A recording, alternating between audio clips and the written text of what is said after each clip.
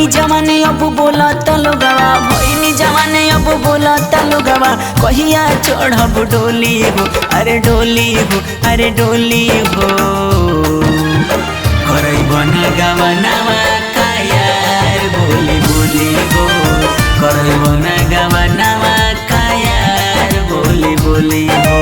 भइनी जवाने अब बोला तलुगवा भइनी जवाने अब बोला तलुगवा कहिया चढ़ब डोली हो अरे डोली हो अरे डोली हो करई बना गवनावा कायार बोली बोली हो करई बना गवनावा कायार बोली बोली हो।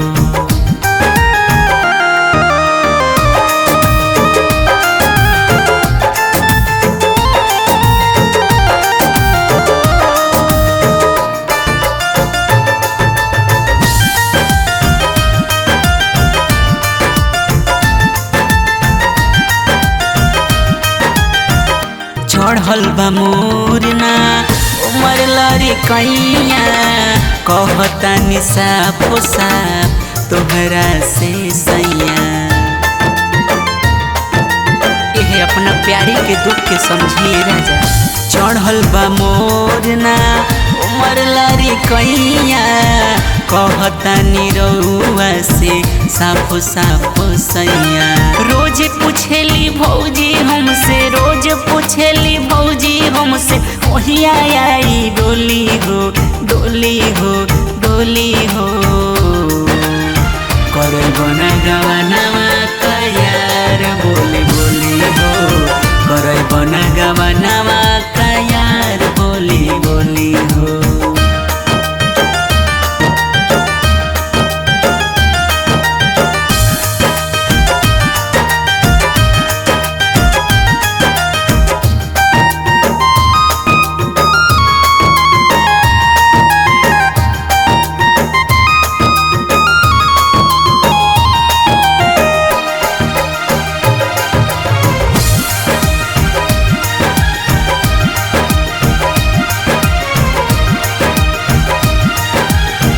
सम्हरी जवानी ना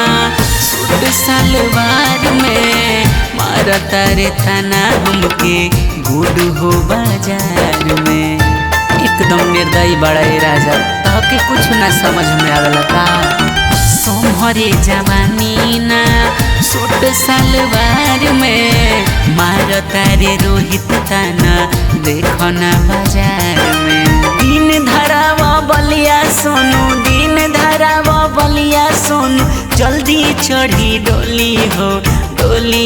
अरे डोली हो करई बना गवनावा कायार बोली बोली हो करई बना गवनावा